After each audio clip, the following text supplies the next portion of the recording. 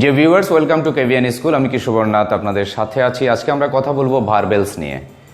Verbal এটা আপনারা হয়তো শুনে থাকবেন, বা যারা ইংরেজি চর্চা করতে চাচ্ছে বা স্টুডেন্ট যারা, তাদের কাছে এই নামটি খুবই পরিচিত।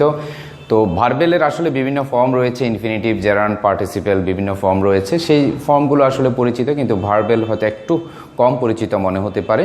তো টোটাল সমন্বয়টি আমরা দেখব যে ভার্বেল কি ভার্বের কোন কোন ফর্ম দিয়ে আসলে ভার্বেল হয় এবং সেগুলো ইংলিশ সেন্টেন্সে কিভাবে কাজ করে। তার আগে বলে রাখি, আপনি যদি এখনও কেভিএন স্কুল চ্যানেলটি সাবস্ক্রাইব করে না থাকেন তাহলে অবশ্যই সাবস্ক্রাইব করে নেবেন এবং পাশে থাকা বেল আইকন প্রেস করে আপডেট থাকার চেষ্টা করবেন। Let's begin hour lesson. Verbal দেখতে পাচ্ছি আমরা, আসলে ভার্ব থেকে যেই ফর্মগুলো তৈরি হয়, ভার্ব থেকে বিভিন্ন ফর্ম তৈরি হয়ে যখন এগুলো বিভিন্ন পার্ট অফ স্পিচ হিসেবে কাজ করে, তখন সেগুলোকে ভার্বেল, আর প্লুরাল হলে সেটাকে ভার্বেলস বলা হয়ে থাকে। তো ভার্ব থেকে সৃষ্টি হয়ে, ভার্ব থেকে ভিন্ন একটি ফর্ম, ভার্বের যে বেস ফর্মটি রয়েছে সেটি তো আছেই, ভার্ব থেকে বিভিন্ন ফর্ম হয়ে তখন এই ফর্মটি যদি নাউন হিসাবে কাজ করে, সেই ফর্মগুলোকে আমরা বলি ভার্বেল নাউন। আর ভার্ব থেকে ফর্ম সৃষ্টি হয়ে সেই ফর্মগুলো যখন অ্যাডজেক্টিভ হিসাবে কাজ করে, আসলে ভার্ব থেকে অ্যাডজেক্টিভ হিসাবে কাজ করতে হলে সেগুলোকে পার্টিসিপেল হতে হয়, সেগুলোকে বলা হয় পার্টিসিপেল। যেমন প্রেজেন্ট পার্টিসিপেল, ফার্স্ট পার্টিসিপেল এবং পারফেক্ট পার্টিসিপেল, এই তিন ধরনের পার্টিসিপেল ভার্ব থেকে সৃষ্টি হয়। এই পার্টিসিপেলগুলোকে বলা হয় পার্টিসিপেল অ্যাডজেক্টিভ, কারণ এগুলো বাক্যের মধ্যে অ্যাডজেক্টিভ হিসেবে কাজ করে। তাহলে আমরা কি পেলাম আমাদের এই ব্রিফিং থেকে? ভার্বেল সেই ওয়ার্ডগুলোকে বলা হয় যেগুলো ভার্ব থেকে বিভিন্ন রূপে সৃষ্টি হয়ে বিভিন্ন পার্ট অফ স্পিচ হিসেবে কাজ করে, এবং এগুলো নাউন হিসেবে কাজ করতে পারে, এগুলো অ্যাডজেক্টিভ হিসেবে প্রধানত কাজ করতে পারে, অথবা বিভিন্ন ক্ষেত্রে যেমন আমাদের যে ইনফিনিটিভ, ইনফিনিটিভটা এটা অ্যাডভার্ব হিসেবেও কাজ করতে পারে। এই প্রেসগুলো কখনো কখনো অ্যাডভার্ব হিসেবেও কাজ করতে পারে। এনিওয়ে, আমরা এগুলো একটু সেন্টেন্সের মধ্য দিয়ে এগুলোর প্রয়োগটা কিছুটা দেখার এবং বোঝার চেষ্টা করি। প্রথমে আমরা এর মধ্যে বলে রাখি যে এই ভার্ব থেকে যে বিভিন্ন ফর্মগুলো তৈরি হয়, এগুলো আসলে নন ফাইনিট, অর্থাৎ এগুলো দিয়ে একটি পূর্ণ বাক্য গঠিত হতে পারে না। এগুলো বাক্যের সহায়ক অর্থ যোগান দেয়, অর্থাৎ বাক্যের মধ্যে বিভিন্ন নাউন বা প্রনাউনকে এগুলো মডিফাই করে অ্যাডজেক্টিভ হিসাবে কাজ করে, অথবা বাক্যের ভার্ব, সাবজেক্ট, অবজেক্ট বা কমপ্লিমেন্ট হিসেবে কাজ করে, অ্যাডভার্ব হিসেবে কাজ করে, কিন্তু সরাসরি বাক্যের মূল ভার্ব হতে পারে না, এবং এগুলোকে বলা হয় নন ফাইনিট। ভার্বেল যত ভার্বেল আছে, ভার্বের বিভিন্ন ফর্ম যেগুলো বিভিন্ন পার্ট অফ স্পিচ হিসেবে কাজ করে, এগুলোকে নন ফাইনিট ভার্বও বলা হয়ে থাকে। তো আমরা প্রথমে ধরি ভার্বেল নাউনটাকে। ভার্বেল নাউন কিভাবে গঠিত হয়? টু প্লাস ভার্ব দিয়ে ভার্বেল নাউন তৈরি হয়ে থাকে। যেমন ইনফিনিটিভ, যেটাকে বলা হয় ভার্বের টু প্লাস ভার্বের বেস ফর্ম হলে সেটিকে ইনফিনিটিভ বলা হয়। যেমন I went to the market to buy fish. আমি মাছ কিনতে বাজারে গেলাম। তাহলে আমি বাজারে গেলাম কেন? কি কিনতে বাজারে গেলাম? কি করতে বাজারে গেলাম? মাছ কিনতে। যে টু বাই যে কথাটা, এটি আসলে ওয়েন্টকে মডিফাই করছে, অর্থাৎ এটি অ্যাডভার্ব হিসাবে কাজ করছে, যেটাকে আমরা অ্যাডভার্বিয়াল ইনফিনিটিভ বলতে পারি। কেন বাজারে গেলাম, কেনর উত্তরটা দিচ্ছে। আবার যেমন to work is good for health. হাঁটা স্বাস্থ্যের পক্ষে ভালো। এখানে টু ওয়ার্ক, দ্যাট মিনস হাঁটা, এটি এই নাউন হিসাবে কাজ করছে, কারণ এটি হচ্ছে সাবজেক্ট বাক্যের, এবং এখানে ভার্ব হচ্ছে আসলে ইজ, অতএব এটি সাবজেক্ট হিসাবে কাজ করছে। সাবজেক্ট হিসাবে কাজ করা, দ্যাট মিনস এটি হচ্ছে নাউন, এবং এই টু ওয়ার্ক হাঁটার কাজটিকে রিপ্রেজেন্ট করছে।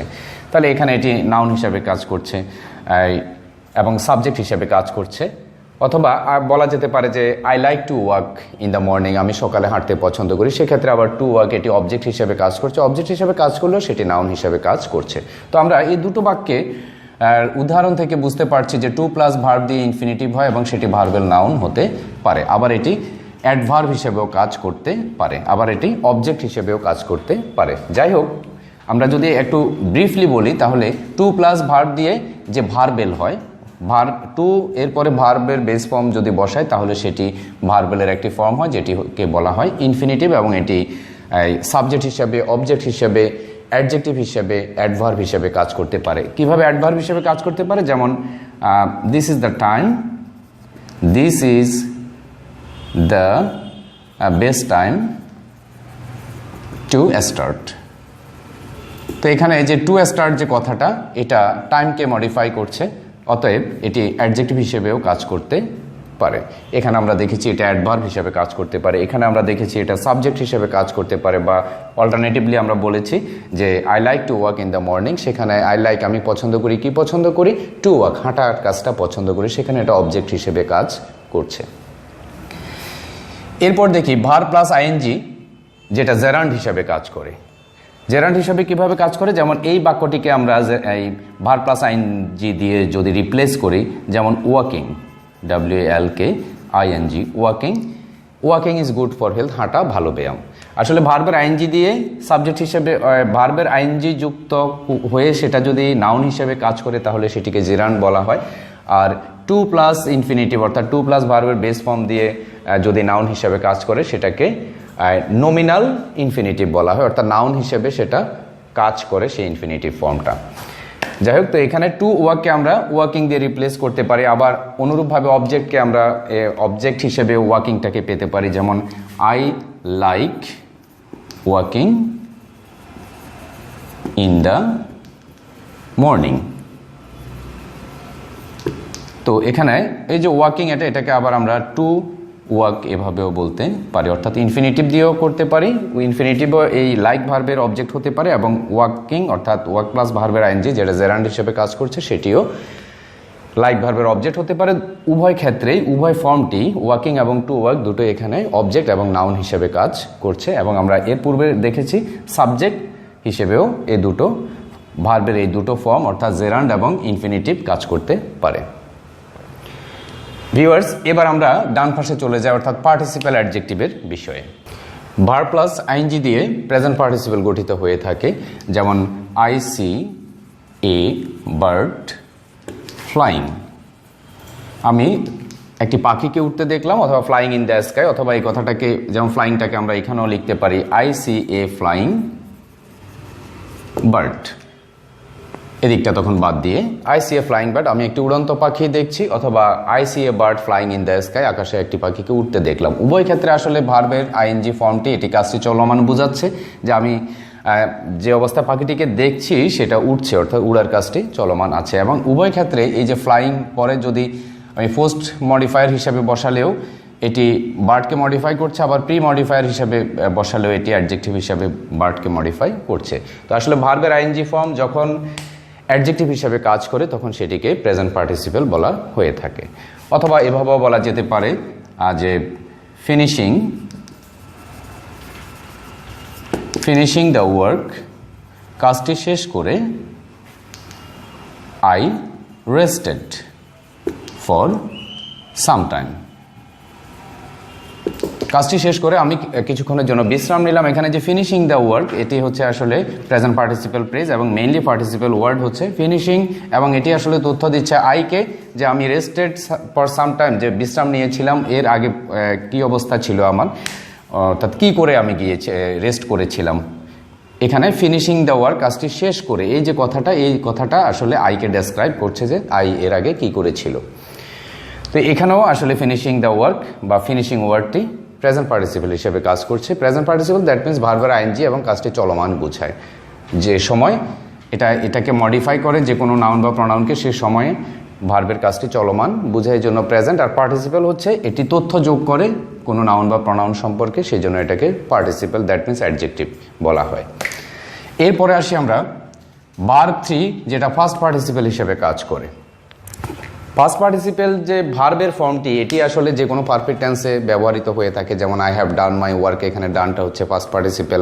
I had done my work, এখানে ডান হচ্ছে first participle. I shall have done my work, এখানেও ডানটা হচ্ছে ফার্স্ট পার্টিসিপল। অর্থাৎ যে কোনো পারফেক্ট টেন্স গঠন করার জন্য ভার্বের মানে যে মূল ভার্বটি সেটার ফার্স্ট পার্টিসিপল ব্যবহৃত হতে পারে, সেটা অ্যানাদার থিং, কারণ সেটি হচ্ছে সেন্টেন্সের মূল ভার্ব হিসেবে কাজ করে। কিন্তু আমরা এখানে যে পার্টিসিপেলের কথা বলছি এগুলো মূল ভার্ব হিসেবে কাজ করে না, এগুলো ফ্রেজ হিসেবে কাজ করে বা যে কোনো নাউন বা প্রনাউনকে সেন্টেন্সের মধ্যে মডিফাই করে বা তথ্য দেয়। তো এখন আমরা কথা বলি ভার্ব 3 অর্থাৎ ফার্স্ট পার্টিসিপেল নিয়ে। যেমন I see a building painted red. আমি লাল রং মানে লাল রঙের একটি যেটাকে পেইন্ট করা হয়েছিল, এই যে আমি একটি বিল্ডিং দেখছি যেটা হচ্ছে লাল রঙে রঞ্জিত, অর্থাৎ যেটা রং হচ্ছে লাল, যেটাকে পেইন্ট করা হয়েছে লাল। আবার এভাবে কথাটা বলা যেতে পারে I see a brightly painted house. আমি হাউস বা বিল্ডিং আমি দেখতে পাচ্ছি একটা ব্রাইটলি পেইন্টেড হাউস, মানে খুব উজ্জ্বলভাবে রং করা একটি হাউস আমি দেখতে পাচ্ছি। তাহলে এই যে হাউসকে মডিফাই করছে পেইন্টেড কথাটা, হাউসের কন্ডিশনটা ব্যক্ত করছে, হাউসকে ডেসক্রাইব করছে। তাহলে এখানে এটি হচ্ছে প্রি মডিফায়ার, অর্থাৎ এই যে নাউনের পূর্বে বসে, নাউন বা প্রনাউনের পূর্বে বসে যখন এই যে ভার্বের এই ফর্মটি মডিফাই করছে নাউন বা প্রনাউনকে, সেক্ষেত্রে এটি প্রি মডিফায়ার। আর পরে যখন যাচ্ছে সেটি হচ্ছে পোস্ট মডিফায়ার। উভয় ক্ষেত্রে এটি আসলে ফার্স্ট পার্টিসিপেল হিসেবে কাজ করছে। অর্থাৎ পার্টিসিপেল কেন? কারণ মডিফাই করছে, দ্যাট মিনস তথ্য দিচ্ছে বা ওই নাউনটাকে, যেমন এখানে বিল্ডিংটাকে মডিফাই করছে, এখানে হাউসটাকে মডিফাই করছে বা তথ্য দিচ্ছে। অর্থাৎ উভয় ক্ষেত্রে এটি ফার্স্ট পার্টিসিপেল হিসেবে কাজ করছে। এরপরে আমরা দেখি পারফেক্ট পার্টিসিপেল। পারফেক্ট পার্টিসিপেল আসলে ফার্স্ট পারফেক্ট টেন্সে যে দুটো কাজ থাকে, যেমন I had completed the work before I left office. Office ত্যাগ করার পূর্বে আমি আমার কাজটি কমপ্লিট করেছিলাম। তো অতীতে যখন দুটো কাজ হয়, একটি কাজের আগে আরেকটি কাজ হয়, সেই অতীতের যে কাজটি, অপেক্ষাকৃত অতীতে যে কাজটি, সেটা ফার্স্ট পারফেক্ট টেন্সে গঠিত হয়। সেটাকে যখন আমরা সিম্পল সেন্টেন্সে রূপান্তরিত করি, এই কথাটি আমি আগের একটি ভিডিওতেও বলেছিলাম, পারফেক্ট পার্টিসিপেল নিয়ে যে ভিডিওটি করেছিলাম, যে এই জাস্ট হ্যাডকে যখন আমরা হ্যাভিং করে দেব তখনই এটা সিম্পল সেন্টেন্সে রূপান্তরিত হয়। এটা ছিল কমপ্লেক্স, এবং এই যে হ্যাভিং এরপরে আর বাকি অংশ বসে যাবে completed the work I left office. এখানে আর বিফোরটা থাকবে না, কারণ এটি হচ্ছে কমপ্লেক্স সেন্টেন্সে কনজাংশন বসে, সিম্পল সেন্টেন্সে কনজাংশন বসে না। তাহলে কি হলো, এ ফাইনিট ভার্বটা নন ফাইনিট ভার্বে রূপান্তরিত হলো। এবং এই যে হ্যাভিং কমপ্লিটেড দ্য ওয়ার্ক, এই কথাটা আসলে এই যে আইকে তথ্য দিচ্ছে যে আমি যে অফিস লেফট করেছি, অফিস ত্যাগ করেছি, তার আগে বা সেই অবস্থায় আমার কন্ডিশন কি ছিল, যে আমি কাজটি কমপ্লিট করেছি তারপর অফিস ত্যাগ করেছি। তাহলে এই যে হ্যাভিং কমপ্লিটেড বা হ্যাভিং কমপ্লিটেড দ্য ওয়ার্ক, এই যে প্রেসটি আসলে আইকে মডিফাই করছে, আইকে ডেসক্রাইব করছে। অতএব এটি পারফেক্ট পার্টিসিপেল। পারফেক্ট কেন বলা হচ্ছে, যে একটি কাজ কমপ্লিট হয়ে তারপরে এই কমপ্লিটেড অ্যাকশনটা আসলে আইকে মডিফাই করছে। একটি কাজ কমপ্লিট হয়ে আরেকটি কাজে যখন আমি গেলাম, তার মানে প্রথম কাজটি কমপ্লিট অ্যাকশন, এবং এই কমপ্লিট অ্যাকশন যেটা বোঝানো হয় ফার্স্ট পারফেক্ট ফর্ম দিয়ে অতীতে দুটো কাজের মধ্যে, এবং এই পারফেক্ট অর্থাৎ কমপ্লিটেড অ্যাকশনটা মডিফাই করছে কাকে? আইকে, যেটা ফার্স্ট পারফেক্ট টেন্স হচ্ছে এটার অরিজিনাল ফর্ম। অর্থাৎ অরিজিনাল সেন্টেন্সটি ছিল ফার্স্ট পারফেক্ট টেন্সে, এটাকে যখন আমরা সিম্পলে রূপান্তরিত করছি তখন নন ফাইনিট হয়ে যাচ্ছে, হ্যাভিং আসছে, এবং নন ফাইনিট ভার্ব হয়ে এটি কি হচ্ছে, একটি পার্টিসিপেল ফর্ম গঠন করছে, যেটা আসলে এখানে এই যে আই নামক যে প্রনাউন রয়েছে এটাকে মডিফাই করছে। তো ভিউয়ার্স, এই সংক্ষিপ্ত ডিসকাশন থেকে আপনারা নিশ্চয়ই বুঝতে পেরেছেন যে ভার্বেল বলতে কি বোঝায়। অর্থাৎ ভার্বের যে বিভিন্ন ফর্ম, যেগুলো বিভিন্ন পার্ট অফ স্পিচ হিসেবে কাজ করে, সেগুলোকে ভার্বেল বলে। আমরা আলোচনা থেকে দেখেছি যে সেগুলো নাউন হিসাবে বিশেষত কাজ করে, এবং এটা হচ্ছে ইনফিনিটিভ ফর্মটি নাউন হিসেবে বিশেষত কাজ করে, এবং ভার্বের আইএনজি ফর্মটি নাউন হিসেবে কাজ করে, যেটাকে জিরান বলা হয়ে থাকে, এবং পার্টিসিপেল হিসাবে বা অ্যাডজেক্টিভ হিসাবে কাজ করে। তিনটি ফর্ম রয়েছে, যেগুলো হচ্ছে প্রেজেন্ট পার্টিসিপেল, পাস্ট পার্টিসিপেল এবং পারফেক্ট পার্টিসিপেল।